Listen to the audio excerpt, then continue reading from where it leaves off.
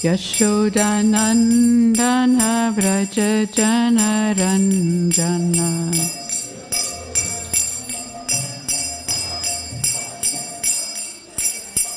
Yashodanandana Vraja Janaranjana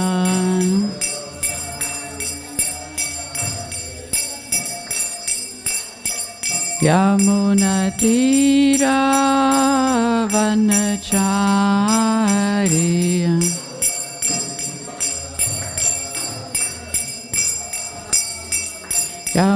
Yamunatira Vanacharya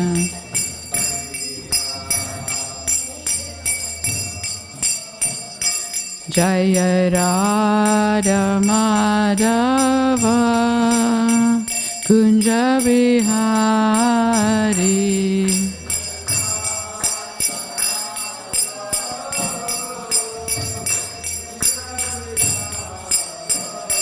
Jaya Radha Madhava Kunja Bihari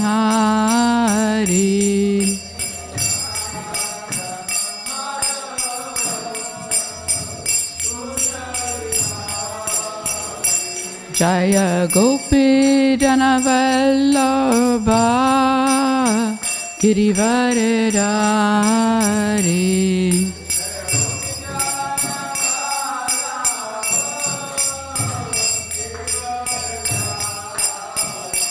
Jaya Gopi Janavallabha Girivaradari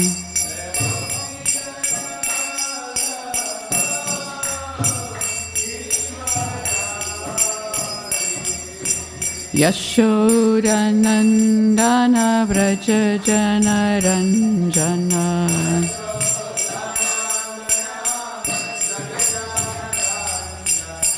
Yashodanandana Vraja Janaranjana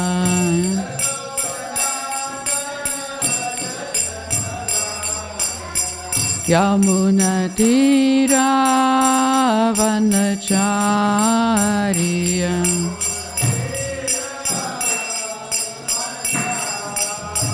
Yamunatira Vanacharya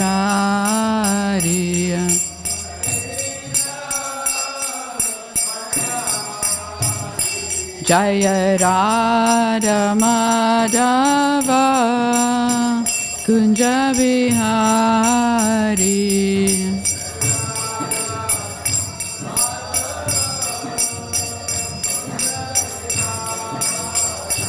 Hare Krishna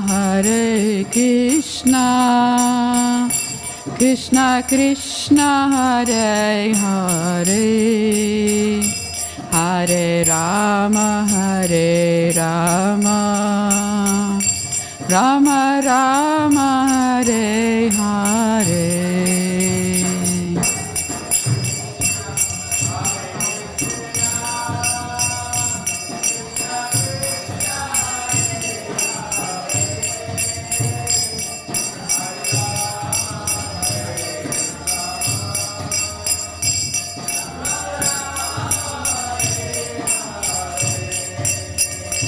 Hare Krishna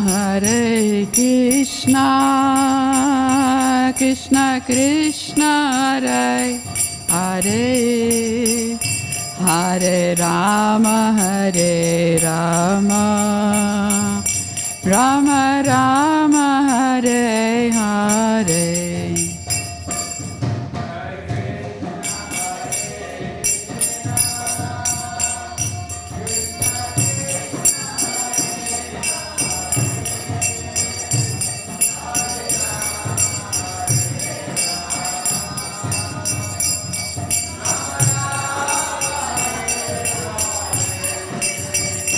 Hare Krishna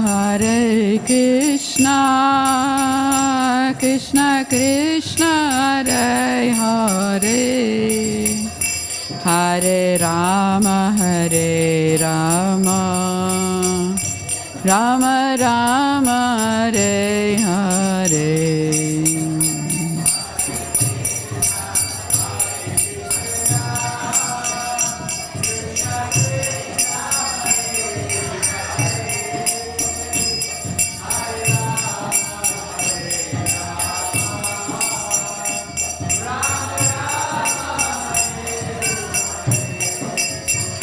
Hare Krishna,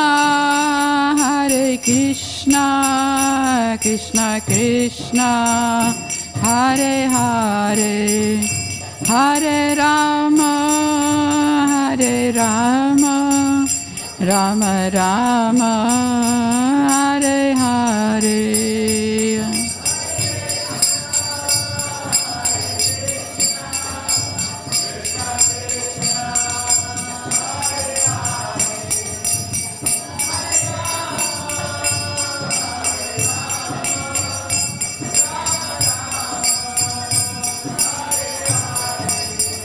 Hare Krishna, Krishna Krishna, Hare Hare, Hare Rama,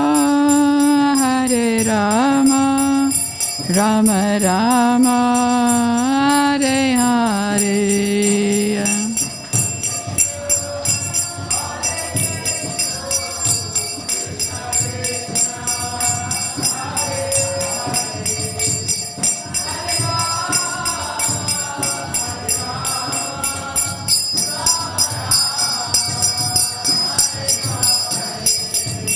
Jaya Prabhupada, Jaya Prabhupada, Jaya Prabhupada, Jaya Prabhupada.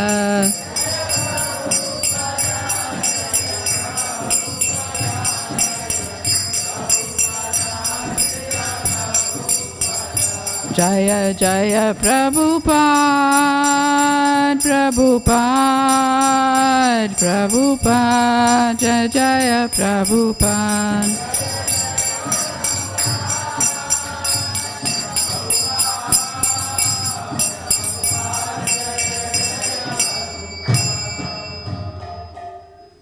Tam Vishnupad Paramahamsa Parivrajacharya Stota Sat Shri Śrīmad His Divine Grace A.C. Bhaktivedanta Swami Srila Prabhupada Ki Jai. ISKCON BBT Founder-Acharya His Divine Grace Srila Prabhupada Ki Jai. Ananta Koti Vaishnava Vrinda Ki Jai. Namacharya Srila Haridas Thakur Ki Jai. Prim Se Kaho Sri Krishna Chaitanya Prabhu Nityananda Shri Advaita Gadadha Srivasadi Gaura Bhakta Vrinda Ki Jai. Shri Shri Radha Krishna Gopa Gopinath Shama Kund Radha Kund Giri Govardhan Ki Jai. Braj Bhumi Vrindavan Dhama Ki Jai. Navadvip Mayapur Dhama Ki Jai. Jagannath Puri Dhama Ki Jai. Ganga Mai Ki Jai. Yamuna Mai Ki Jai. Bhakti Devi Ki Jai. Tulsi Maharani Ki Jai. Samaveta Bhakta Vrinda Ki Jai. Go Premanande Haribo. All glories to the assembled devotees, Hare Krishna. All glories to the assembled devotees, Hare Krishna. All glories to the assembled devotees, Hare Krishna. All glories to Shri Shri Guru and Shri Gauranga. All glories to Srila Prabhupada.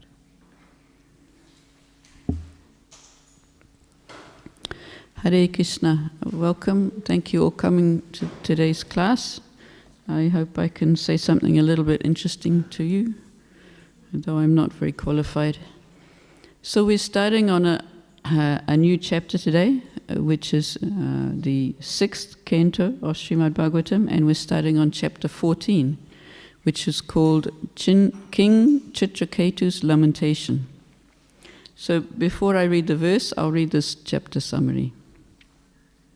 In this 14th chapter, Pariksit Maharaja asked his spiritual master, Shukadev Goswami, how such a demon as Vritrasura could become an exalted devotee. In this connection, the previous life of Vritrasura is discussed. This involves the story of Chitraketu and how he was victimized by lamentation because of the death of his son. Among many millions of living entities, the number of human beings is extremely small. And among human beings who are actually religious, only some are eager to be liberated from material existence. Among many thousands of people who desire relief from material existence, one is freed from the association of unwanted persons or is relieved of material contamination. And among many millions of such liberated persons, one may become a devotee of Lord Narayan. Therefore such devotees are extremely rare. Since bhakti, devotional service, is not ordinary, Pariksit Maharaj was astonished that an asura could rise to the exalted position of a devotee. Being doubtful, Pariksit Maharaj inquired from Shukadev Goswami, who then described Vritrasura with reference to his previous birth as Chitraketu, the king of Surasena. Chitraketu, who had no sons, got an opportunity to meet the great sage Angira. When Angira inquired from the king about his welfare, the king expressed his moroseness, and therefore by the grace of the great sage, the king's first wife, Kritadyuti, gave birth to a son, who was the cause of both happiness and limitation. Upon the birth of his son, the king and all the residents of the palace were very happy. The co-wives of Kritadyuti, however, were envious, and later they administered poison to the child. Chitraketu was overwhelmed at the shock of his son's death. Then Narad Muni and Angira went to see him. Okay, so we can read this verse. Shri Pariksit Uvacha Rajastama Svabhavasya Brahman Vitra Srapap Manaha Narayane Bhagavati Katam Asidrida Matihi. Shri Pariksit Uvacha Rajastama Svabhavasya Brahman Vitra Srapap Manaha Narayane Bhagavati Katam Asit Dridavrin Matihi. Sri Pariksit Uvacha Rajastama Svabhavasya Brahman Vitra Srapap Manaha Narayane Bhagavati Katam Asidrida Matihi.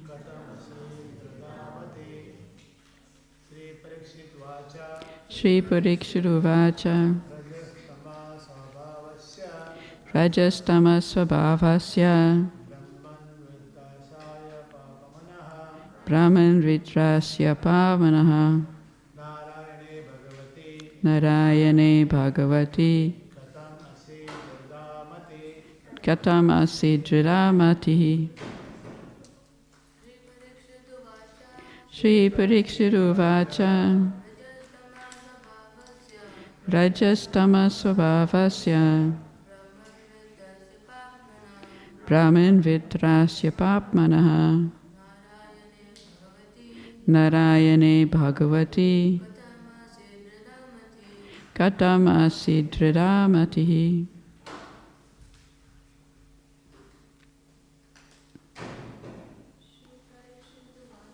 Shri Pariksit Uvacha Rajastama Svabhavasya Brahman Vitrasya Papmanaha Narayane Bhagavati Katam Asidrida Matihi.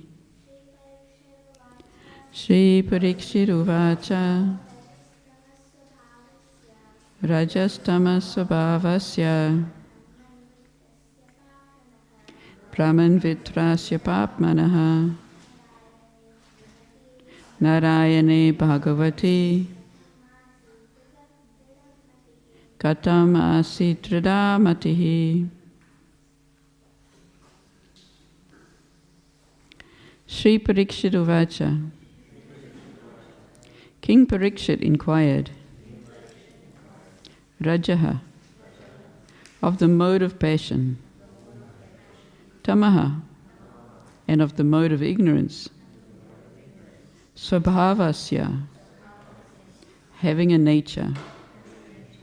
O Brahman, O learned Brahman, Vitrasya, of Vitrasura, Papmanaha, who was supposedly sinful, Narayane, in Lord Narayan, Bhagavati, the Supreme Personality of Godhead, Katam, how, Asit, was there, Drida, very strong, Matihi, consciousness. Translation and purport by His Divine Grace, A.C. Bhaktivedanta, Swami Srila Prabhupada. King Pariksit inquired from Shukadev Goswami, O learned Brahman, demons are generally sinful, being possessed with the modes of passion and ignorance. How then could Vitrasura have attained such exalted love for the Supreme Personality of Godhead, Narayan? Now, kindly repeat. King Pariksit inquired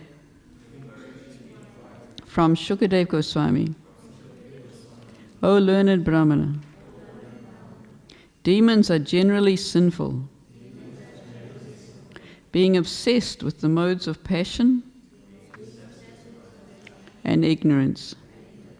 How then could Vitrasura have attained such exalted love for the Supreme Personality of Godhead, Narayan? In this material world, everyone is obsessed with the modes of passion and ignorance. However, unless one conquers these modes and comes to the platform of goodness, there is no chance of one's becoming a pure devotee. This is confirmed by Lord Krishna himself in Bhagavad Gita 7:28. Yesham tvantagatam papam jananam punyakarmanam te dvanva mohanir mukta bhajante mam dridavritaha. Persons who have acted piously in previous life and in this life, whose sinful actions are completely eradicated and who are freed from the duality of delusion, engage themselves in my service with determination. Since Vitrasura was amongst the demons, Maharaj Pariksit wondered how it was possible for him to have become such an exalted devotee. Om Jnana-timirandasya Gyananjana Shalakaya Chakshuran Militam Yena Tasmai Shri Gurave Namaha Shri Chaitanya Manobhistam Stapitam Yena Bhutale Swayam Rupa Kadamayham Dadati Swapadantikam Vandayaham Shri Guruho Shri Yuta Padakamalam Shri Gurun Vaishnavamscha Shri Rupam Sagrijatam Sahagana Raghunatan Vitam Tam Sajivam Sadvaitam Savadutam Parijana Sahitam Krishna Chaitanya Devam Shri Radha Krishna Padan Sahagana Lalita Shri Visakan Vitamscha He Krishna Karuna Sindhu Dinabandho Jagatpate Gopesha Gopika Kanta Radha Kanta Namustate Tapta Kanchana Gaurangi Radhe Vrindavaneshwari Vrishabhanu Sute Devi Pranamami Hare Priye Vancha Kalpatarubhyascha Kripa Sindhubhya Evacha Patitanam Pavanebhyo Vaishnavebhyo Namo Namaha Nama Om Vishnu Padaya Krishna Prestaya Bhutale Śrīmati Bhaktivedanta Swamin Iti Namane Namaste Sarasvati Devi Gauravani Pracharane Nirvishesa Shunyavadi Paschatya Deshatarane Jai Shri Krishna Chaitanya Prabhu Nityananda Shri Advaita Gadadha Shivasari Gaura Bhakta Vrinda Hare Krishna Krishna Krishna Hare Hare Hare Rama Rama Rama Hare Hare. Shri Pariksit Uvacha Rajas Tamas Svabhavasya Brahman Vritrasya Papmanaha Narayane Bhagavati Katam Asid Dridamatihi. King Pariksit inquired from Shukadev Goswami, O learned Brahmana, demons are generally sinful, being obsessed with the modes of passion and ignorance. How then could Vitrasura have attained such exalted love for the Supreme Personality personality of Godhead, Narayan.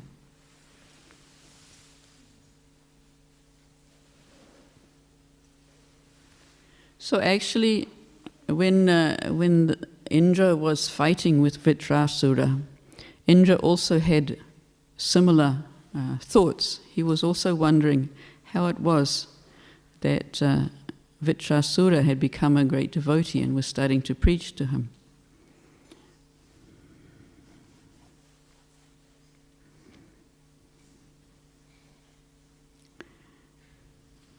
So I'll just read first one verse from Vritrasura himself, which explains about these modes of nature being discussed by King Pariksit in this verse and also in subsequent verses.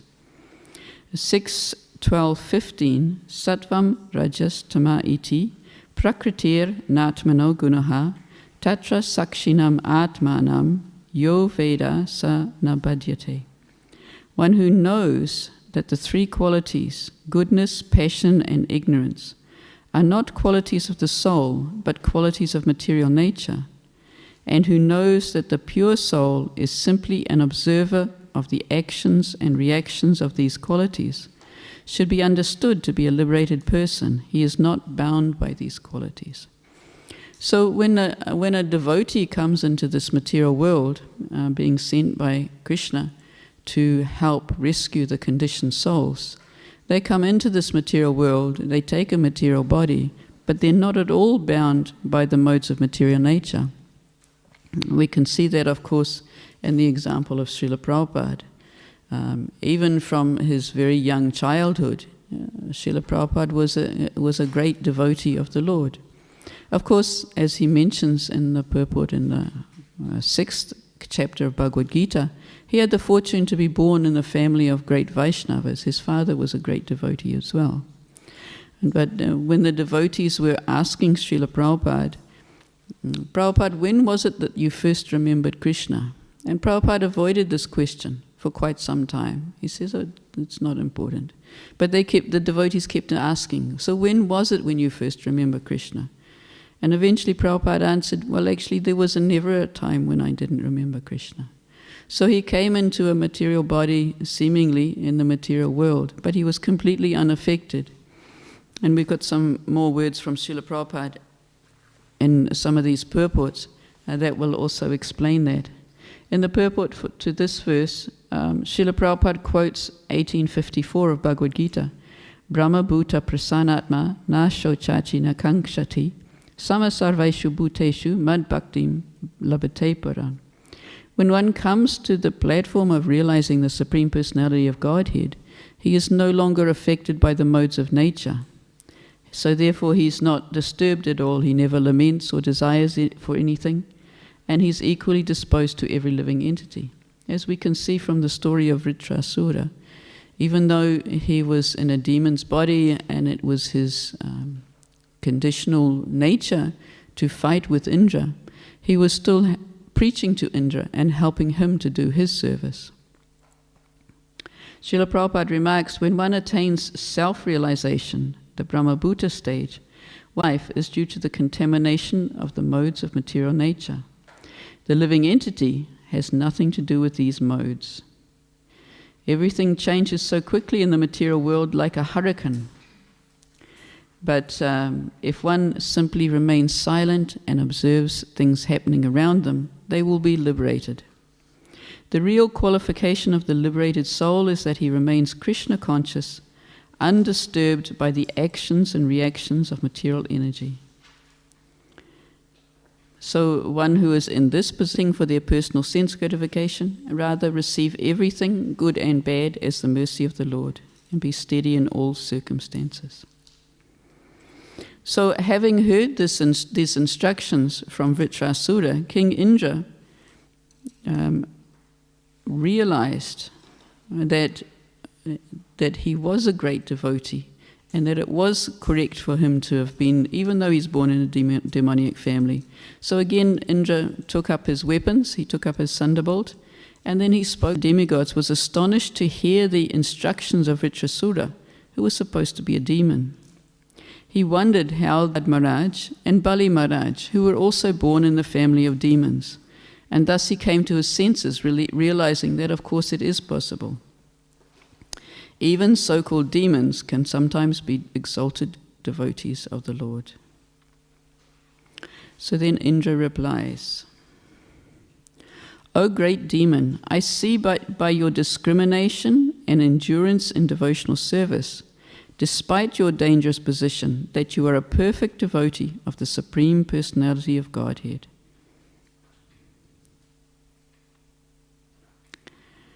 So Prabhupada mentions in this purport, an unalloyed devotee is never disturbed by any kind of trying circumstances. Indra was surprised to see that Vitrasura, undisturbed, was fixed in devotional service. However, it's not impossible for a demon. By the grace of the Supreme Personality of Godhead, anyone can become an exalted devotee. And Prabhupada quotes 932, Striyo Vaishyas Tata Sudras Tepi Yanti Param Gatim. An unalloyed devotee is sure to return home back to Godhead. Indra continues, you have surmounted the illusory energy of Lord Vishnu, and because of this you have given up the demoniac mentality and attained the exalted position of a pure devotee. And Prabhupada remarks, if somehow one becomes Lord's devotee, whatever his position, he can be brought to the perfect position. This is possible if an unalloyed devotee delivers him and thus tries to serve the Lord. So here we're going to look at this verse that Srila Prabhupada now quotes from Bhagavatam 2:4-18. Kirata hunandra pulinda pulkasha abira shumba yavana kasadayaha yene chapapa yad apayas pasrayasrayaha sujanti tasme prabhavishnave namaha. So this verse quotes that so many lower races, Kiratas, Hunas, Andras, Pulindas, Pulkashas, Abiras, Sumbas, Yavanas, and members of the Kasa races. So this includes some provinces in India, and it also includes some Western people like the Turks and so on. But and even others who are addicted to sinful acts can be purified by taking shelter of the devotees of the Lord. So this is the word apasrayasrayaha, by taking shelter of those who have taken shelter of the Lord. So no matter what they are, they can become an exalted person. So let's just look at this verse. So apasraya asrayaha, having taken shelter of the devotees of the Lord. So Prabhupada mentions two things in this purport, and both of them are significant. He's saying that anyone from any part of the world who becomes conversant with the science of Krishna and becomes a pure devotee and a spiritual master.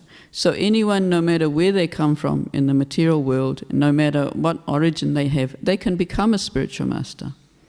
And having become a spiritual master, they can reclaim the lives of anyone, anywhere in the universe. A Vaishnava therefore can accept a bona fide disciple from any part of the world without any consideration of caste and creed, and promote him by regulative principles of status to a pure Vaishnava in Brahminical culture. Prabhupada says a Vaishnava never accepts another Vaishnava on the basis of birthright. And he also says, this I was alluding to before, the body of a pure Vaishnava changes transcendently at once when he gives himself to the service of the Lord and is trained by a qualified Vaishnava. So an example of this is in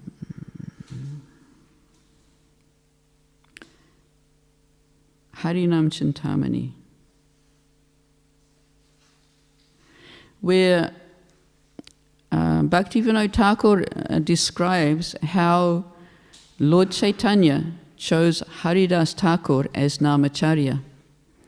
And in the beginning of chapter 2, Lord Chaitanya says to Haridas, you know all the spiritual truths and are at all times transcendental to material nature. By taking birth in a low family, you have shown the world that obtaining Krishna is not dependent on wealth, honor, family, or refinement, but is dependent on faith alone. So it's very significant that Lord Chaitanya chose Haridas Thakur deliberately, that he's born in a low family, so therefore nobody can say, oh, because he was born in such and such a family, therefore he can speak on the holy name. So Lord Chaitanya is proving the potency of his own gift of devotional service. The devotional service is attained because of taking shelter of the devotees of the Lord. Prabhupada makes this point again and again in these purports.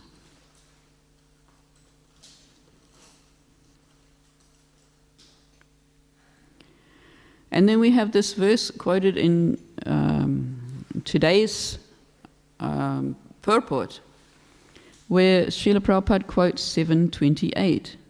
Yesham tvantagata papam jananam punyakarmanam te dvandva moha nirmukta bhajante mam jadavrataha.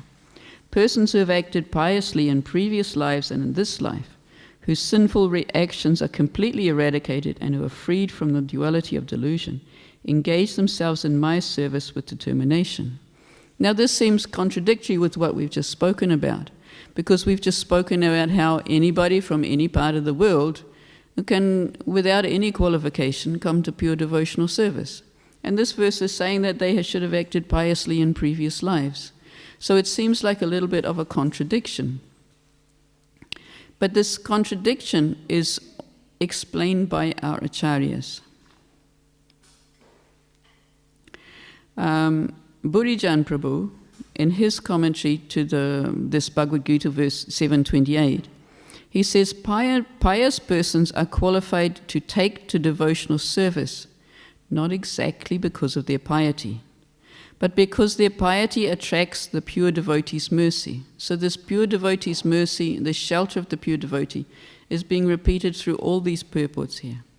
It is the mercy of the Lord's devotee and nothing else that destroys sins and establishes faith in bhakti. Thus, it is the bhakta's business to distribute Krishna consciousness to others. So therefore, we come to devotional service, we can realize our fortune, and it becomes our responsibility also to share this fortune with others. Now that's why we do some things in the temple. A lot of things we do in the temple are to attract people and give people the opportunity to come to devotional service, particularly things like Tulsi Arati. We invite anybody who comes into the temple to worship Tulsi, to do parikrama around her, to offer some water. And of course, she's the pure devotee of Lord Krishna, who's existing with us in this material world. And of course, they come whether they come to Mangalarti or whether they come to our Darshanarti, we are worshipping Srila Prabhupada in both those situations. So they get to participate in the worship of the pure devotee Srila Prabhupada as well. Even unknowingly, that becomes agyat sukriti, unknown pious activities, but bhakti ongmukhi sukriti, because they're performing devotional service. So this is part of our role Srila Prabhupada has given us anywhere in ISKCON, is to help spread this good fortune to everyone else. So it is the mercy of the Lord's devotee and nothing else that destroys sins and establishes faith in bhakti. Prabhupada writes, all the devotees of the Lord traverse this earth just to recover the conditioned souls from their delusion. And in Baladev Vidyabhushan also adds to that by quoting from Shruti, the personal servants of Lord Vishnu wander this world to purify the conditioned souls.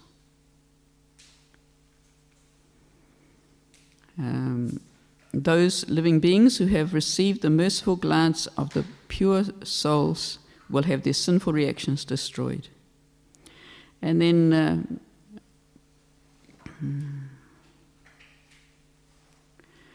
another quote here. Becoming firm in their vows and gaining determination by virtue of association of the great souls, people are freed from the delusion of duality. Coming to understand the truth of me, they engage in worshipping me. So this, again, emphasizes the importance of preaching and distributing the message of Śrīmad Bhāgavatam and Bhagavad Gita. And Burijan mentions how merciful then Srila Prabhupada was to all of us.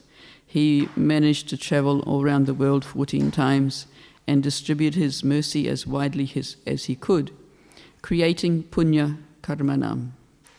So even the devotees, they would, at one time they asked Srila Prabhupada, when they heard this verse, 728 in the Bhagavad Gita, oh, we've acted piously in previous lives because we've come to devotional service. And they were thinking, oh, we must have done something good. We might be bad in this life, but we must have done something good in our past life. And Prabhupada is said to have replied, but I created your piety. In other words, we should not claim that we must have done some good in a previous life. It is simply the mercy of the pure devotees.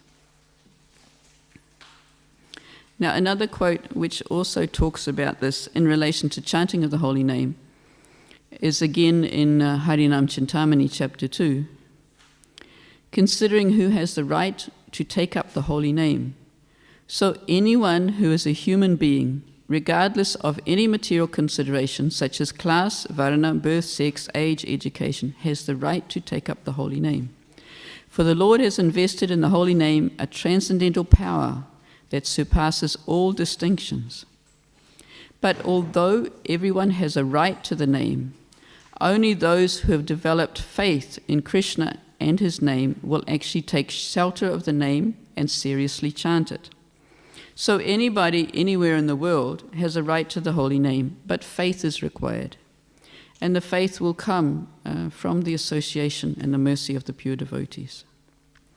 In other spiritual practices, there are restrictions in performance according to time, place, cleanliness or uncleanliness. But in taking up the name, this is not so, for the name overcomes all these restrictions by its invested power. Whereas in acts of charity, sacrifice, bathing, japa, etc., there is always consideration of time, place, and cleanliness. In the chanting of the holy name of Krishna, faith alone is the only necessity. Whoever takes shelter of the holy name in Kali Yuga achieves the highest perfection in life. So the same thing has been repeated in regard to the holy name. Everyone is qualified to take it up, but not everybody does take it up. And so we must have this position.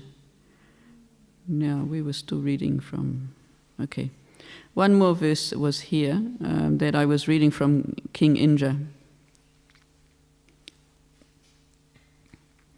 O Vitrasura, demons are generally conducted by the modes of passion. Therefore, what a great wonder it is that although you are a demon, you have adopted the mentality of a devotee and fixed your mind on the Supreme Personality of Godhead Vasudeva, who is always situated in pure goodness. King Indra wondered what Vitrasura could have done to be elevated to the position of an exalted devotee. Because Prahlad Maharaj, it was known he was initiated by Narad Muni when he was in the womb. Therefore, it was possible for him to become a great devotee, even though he was born in a family of demons. For Vitrasura, however, Indra could not detect the cause. Therefore, he was struck with wonder that Vitrasura was such an exalted devotee that he could fix his mind without deviation upon the lotus feet of Lord Krishna.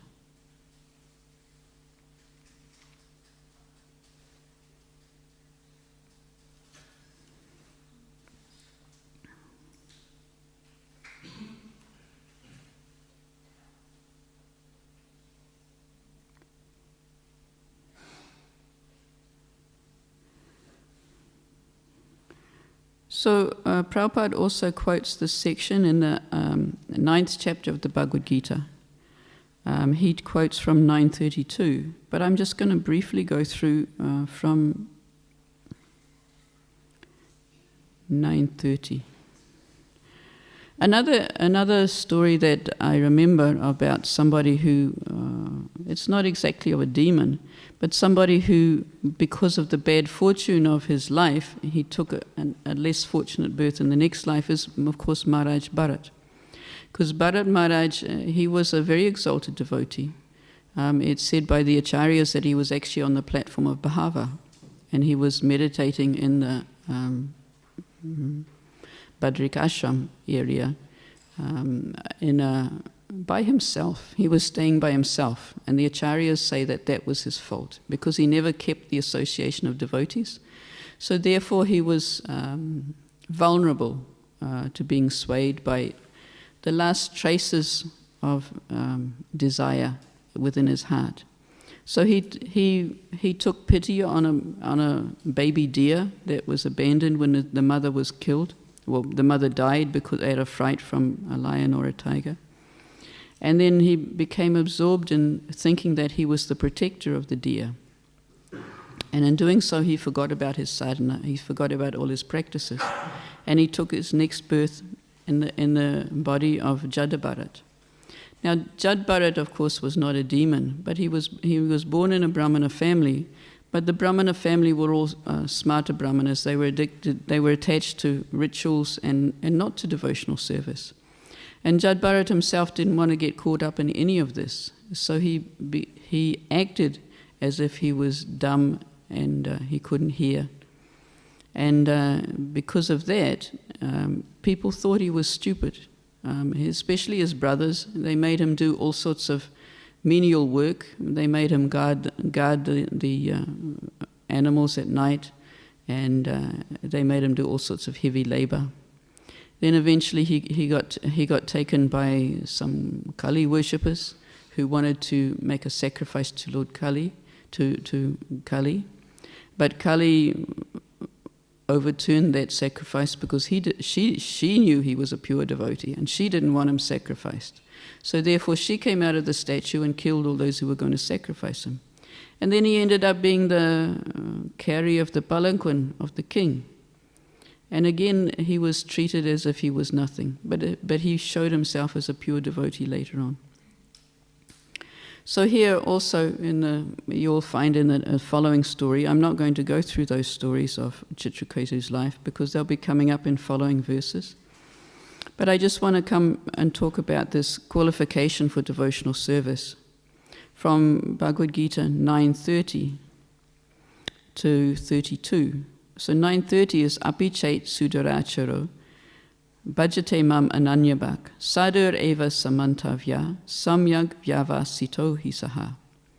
Even if one commits the most abominable action, if he is engaged in devotional service, he is to be considered saintly because he is properly situated in his determination.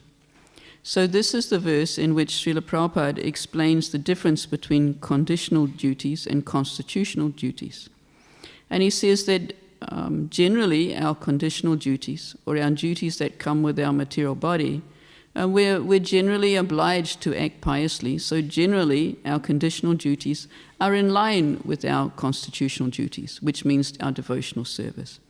But he says now sometimes in the conditioned state, devotional service and conditional service in relation to the body will parallel one another. But then again, sometimes these activities will become opposed to one another. But the devotees must always try and avoid sinful activities. But sometimes, like for Vritrasura, he was born in the body of a demon, so therefore his conditional activities was to act as a demon and fight. And he proves himself that he was dedicated to his activities. But he did not neglect his service to Lord Vishnu, because he knew Lord Vishnu was teaching Indra how to kill him. So he also encouraged Indra in his service. So a temporary fall down does not disqualify anyone, no matter what they do in the material world. This was also in the life of Bali Maharaj. Bali Maharaj was a great demon. Before he revealed himself as a great devotee of Lord Vishnu, he had conquered over the demigods, and he'd conquered the whole universe, and he was ruling the whole universe. So he was also acting in a conditional state that was averse to what we normally think is good behavior. So Srila Prabhupada is mentioning in this purport, Therefore, a person who is situated in Krishna consciousness and engaged with determination in the process of chanting Hare Krishna, Krishna Krishna, Hare Hare, Hare Rama, Rama Rama, Hare Hare, should be considered to be in the transcendental position, even if by chance or accident he is found to have fallen. The words Sadur Eva, he is saintly, is very emphatic. They are a warning to non-devotees that because of an accidental fall down, one should not deride a devotee. He should still be considered saintly. The word mantavyaha is more emphatic. If one does not follow this rule and derides a devotee for accidental fall down, then one is disobeying the order of the Supreme Lord. The only qualification of a devotee is to be unflinchingly and exclusively engaged in devotional service. So this lets us out of thinking that we continue to do sinful acts and get excused because we're devotees. Prabhupada makes that remark at the end of the purport. Devotional service is more or less a declaration of war against the illusory energy. As long as one is not strong enough to fight the illusory energy, there may be accidental fall downs. But when one is strong enough, he is no longer subject to such fall downs. No one should take advantage of this verse and commit nonsense and think that he is still a devotee. If he does not improve his character by devotional service, it is understood that he is not a higher devotee. The following verse, Krishna says, Kshipram bhavati dharmatma, sashvat chantim nigachati, kontaya pratijanihi, na me bhakta pranashiti. He quickly becomes righteous and attains lasting peace. O son of Kunti, declare it boldly. My devotee never perishes. So Srila Prabhupada explains that a devotee who is really dedicated to the Supreme Personality of Godhead has all good qualities, even they may not be revealed now. Now that's also explained in the Harinam Chintamani, how the principal quality, the main quality, is surrender to the Supreme Personality of Godhead, Krishna. And the other qualities will reveal themselves in gradual times. Now, and that will depend on our conditional life. According to our conditioning and our conditional life, different qualities will appear at different times for different devotees. So we can't look at one devotee and say you don't have this quality, so therefore you're not a devotee. Prabhupada also gave the example of the fan. When you switch a fan off, it's still rotating for some short time. So Prabhupada says in a similar way, even though by coming to devotional service, we've got rid of all our sinful reactions, because the fan is still turning slowly, there'll be some residue that will come out. And we're not allowed, we have to be extremely careful not to criticize a devotee who shows some small remnants of sinful activity, even though it seems harmful. Of course, if somebody is stolen some money, you're not going to put them in charge of the treasury. We don't have to be unintelligent. But so Srila Prabhupada explains in the purport that if a devotee who is engaged in 9 kinds of devotional activities is engaged in the process of cleansing all material contamination for the heart.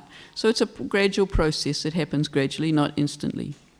He puts the Supreme Personality of Godhead within his heart, and all sinful contaminations are naturally washed away. Continuously thinking of the Supreme Lord makes him pure by nature.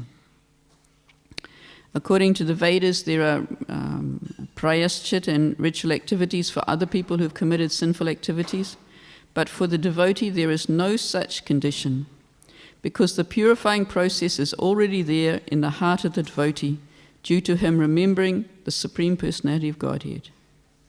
Therefore, the chanting of Hare Krishna, Krishna Krishna, Hare Hare, Hare Rama, Rama Rama, Hare Hare, should be continued without stoppage. This will protect a devotee from accidental fall downs. So once we come to devotional service, we should never go up this chanting, because it will protect us. And we should never give up the shelter of Srila Prabhupada. And then the verse that was mentioned in this purport in 12th chapter of 6th canto, Mam hi parata vyapasricha yepi syu papayonayaha striyo vaishyas tata sutras tepi yanti param gatim. O son of Pritha, those who take shelter of me, though they be of lower birth, women Vaishya, merchants, and Sudra workers, can attain the supreme destination. Srila Prabhupada mentions at the end of that purport, the process of devotional service is so strong that the pure devotee of the Supreme Lord can enable people of all lower classes to attain the highest perfection of life. It is possible only when one takes shelter of Krishna. As indicated here by the words Vyapasrita, one has to take shelter completely of Krishna. Then one can be greater than all the jnanis and yogis put together. Okay, so we've discussed two aspects. One is that Vritrasura seemed to be born in a Brahmana, in a demoniac family, yet was a pure devotee. So there were the two aspects was that how he can be a pure devotee, even though he was born in a demoniac family. And we read here that anybody can become a pure devotee. And this verse about how we have to act piously in previous lives to get to devotional service is re-emphasized everywhere that we read, that it's required the mercy of the pure devotee. The mercy of the devotee is required to come to devotional service in any way, by giving us faith and by cleansing our heart. So from here, does anyone have any comments or questions in relation to today's class? Hare Krishna, Prabhu.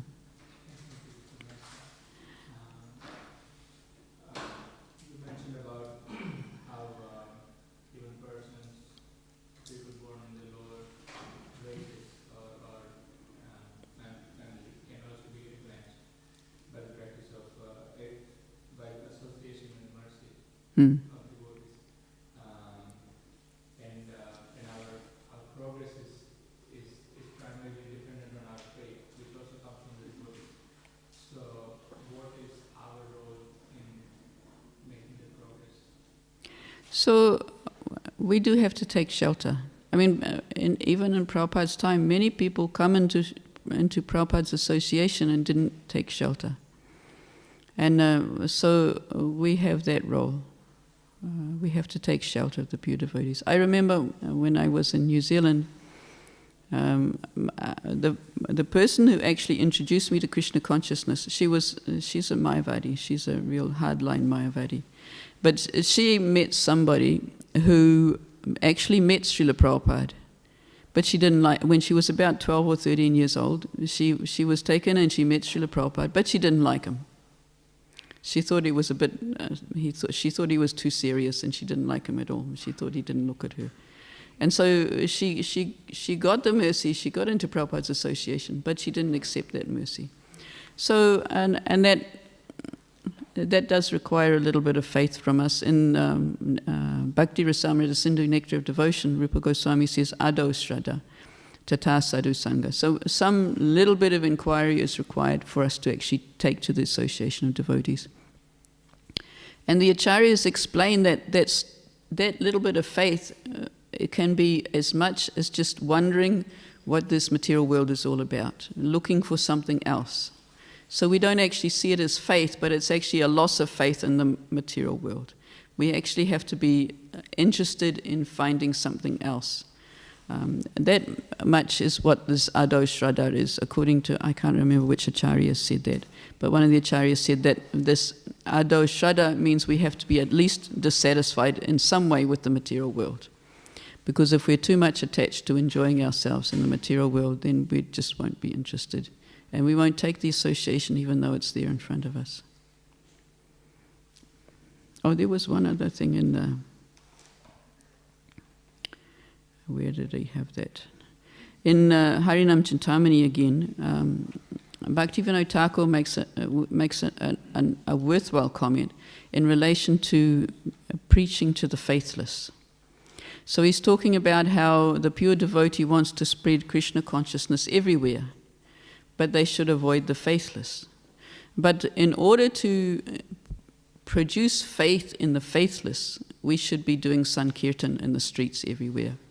And that way, by hearing Sankirtan, and obviously the other things that we do, secret weapons like distributing prasadam, that can make faith arise in the heart of those who are faithless now. So, and then actually it's very nice the way he described it. Let me find it.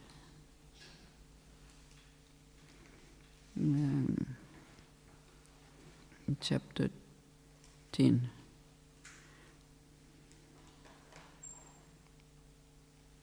So he's describing, if one does not have faith, a real Vaishnava will not give him instruction of the name. That is the behavior of a Vaishnava, for if a faithless man takes the name, he will simply offend it. For instance, if one casts pearls to swine, they will grind them to dust. If one gives fine cloth to a monkey, he will tear it to pieces. If the faithless take the name, they will kill themselves from their offenses. And simultaneously, he who gives the name to the faithless will lose all his devotional credits quickly.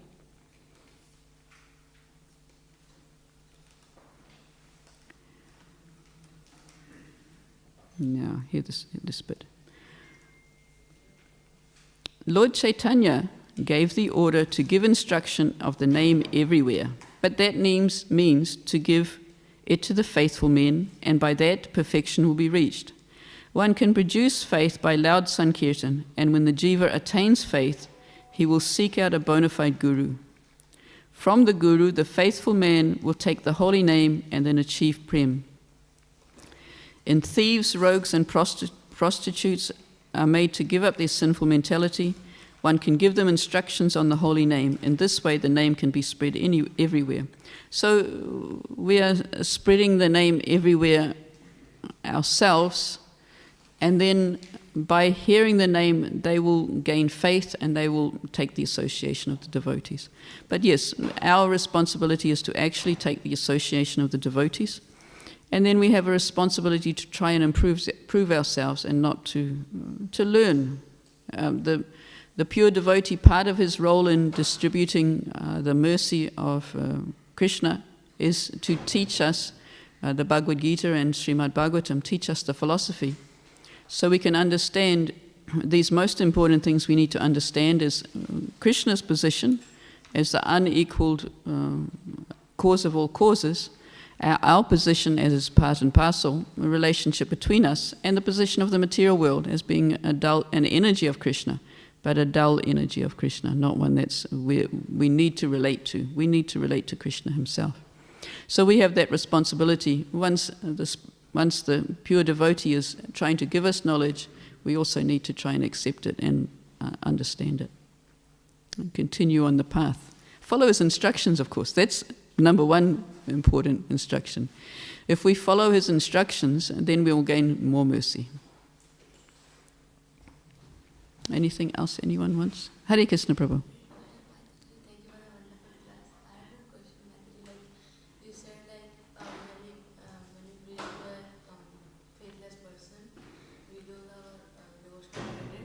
Yes. Like when we go out on the streets to distribute books, so if we give to someone a book and he reads it and he doesn't like it, he just throws it somewhere, and he just doesn't care about it. So Srila Prabhupada actually said that even if they read just one word, they will get, there's this unknowing Sukriti. So even if they hold the book in their hand, when the people are teaching us how to distribute books, they say if you can possibly put it in their hand, then they will get some they may not take it up now, and they may throw it in the rubbish bin. But they will have got some, if they've taken it in their hand, they will have got some devotional credit for that. Now, if they're completely angry and they don't want to take it, then you leave them alone. But if they've taken it in their hand, then they'll get some devotional credit. And Prabhupada said the book is like a time bomb. That even if it's thrown in the rubbish, I know my spiritual master, he found the Śrīmad Bhāgavatam when his father found it in the rubbish bin. Somebody had thrown away, his father picked it up and brought it home, and then he read it. So even though the book was thrown in the rubbish bin, it can still act, and it can still bring someone to devotional service. So you're still doing good, and you're still pleasing Srila Prabhupada. even if the person is not quite so immediately happy and responsive. He will get there eventually. Once he's seen it, once he's read it, once he's touched the book, it's a matter of time. It might take lifetimes. If he continues to be offensive, it might take him lifetimes. But he started on the progress. So Prabhupada will still be pleased with you. And if Prabhupada's pleased with you, you don't need to worry about any reactions, right? Thank you. Anything else from anybody? Okay. Jai. Jagadguru Srila Prabhupada ki Jai. Śrīmad Bhāgavatam ki Jai.